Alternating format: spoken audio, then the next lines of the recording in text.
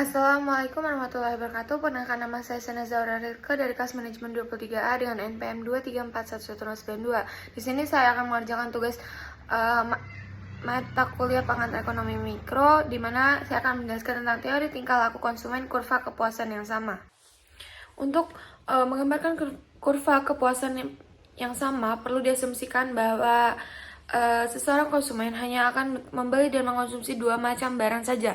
Dalam contoh yang digunakan, kedua barang tersebut adalah makanan dan pakaian, di mana permisalan-permisalan lain adalah cita rasa masyarakat tidak berubah dan konsumen bebas untuk menentukan kombinasi barang makanan dan makanan pakaian yang ingin diinginkan. Kombinasi barang yang mewujudkan kepuasan yang sama ditunjukkan 6 gabungan makanan dan pakaian yang akan memberikan kepuasan yang sama besarnya kepada seseorang konsumen. Apakah gabungan A atau B atau C atau D atau E atau F yang akan dikonsumsi? Untuk konsumen tersebut kepuasan yang diperolehnya tidak berbeda. Gabungan manapun akan memberikan kepuasan yang sama besarnya. Gabungan makanan dan pakaian yang memberikan kepuasan yang sama. Saya sudah menunjukkan PPT di atas, di mana ada gabungan barang, makanan, pakaian, tidak penggantian marginal makanan dan pakaian.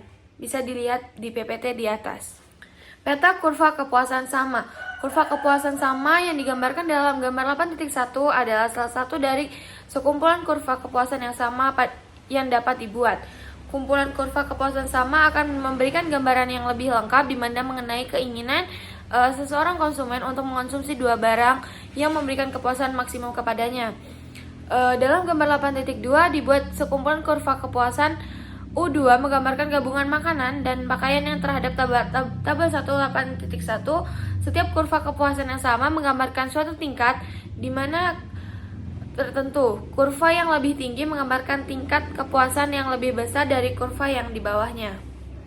Dengan demikian, U1, U2, U3, dan U4 masing-masing menggambarkan di mana suatu tingkatan kepuasan tertentu. Tingkatan kepuasan yang digambarkan oleh U4 adalah lebih besar daripada kurva 0. Kurva lain yang digambarkan oleh U2 adalah lebih besar daripada yang digambarkan oleh U1 dan U2. Sedangkan yang digunakan oleh U2 adalah lebih besar daripada menggambarkan oleh U1, bahwa setiap kurva kepuasan yang sama lebih tinggi menggambarkan tunjukan kepuasan yang lebih besar.